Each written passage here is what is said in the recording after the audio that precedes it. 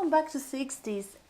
You said that you felt like you were interested in the political things going on that time. Please describe it. Describe what was for you specifically moving and important. Well, there were two sides of it for me. One was politics and one was culture. Someone once said you can't have a revolution without music. So, there were politics and culture, and they were like this with each other. So I was really alive with the music of the times.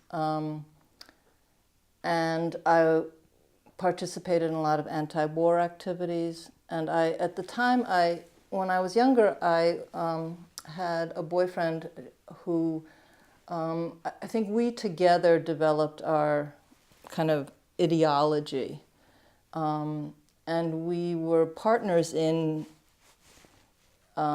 kind of egging each other on into that culture. This is, again, a point of real disparity between me and my family, which was a common story at that time. I mean, I wonder now about, I am in wonder now about the closeness between generations, because what was called the generation gap then was very real. I really felt it myself, and my parents felt it, and they were saddened by it, and I was liberated by it.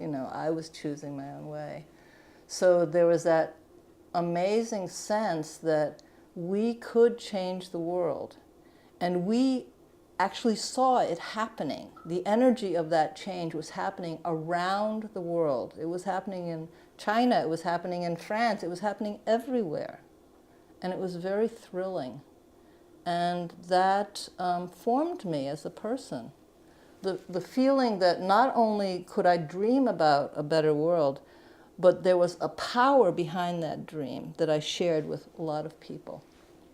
I think I would say that at that juncture of the late 60s, early 70s, my Jewish identity was a little bit behind. I tucked it away in a way. It was not foremost for me in those years. Although you might say coincidentally, but probably it wasn't a coincidence. I was with Jews all the time, but we just didn't label ourselves that way. I mean, I think it was identity politics later. We all labeled ourselves very strongly. But in those years, not so much. My earlier attachment receded, and it wasn't until later that I picked it up again. And let's see, I'm trying to remember. Yeah, it wasn't till probably 15 years later that I really turned around and looked back at my heritage and had that, and integrated it back into what was important to me.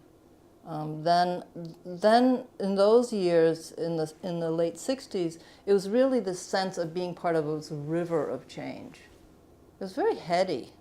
I mean, it's hard to describe. I mean, I don't know how that seems to you at all, The energy and power of that coming together was really something. I felt invincible. I mean, which is a typical thing to feel when you're in your early 20s anyway.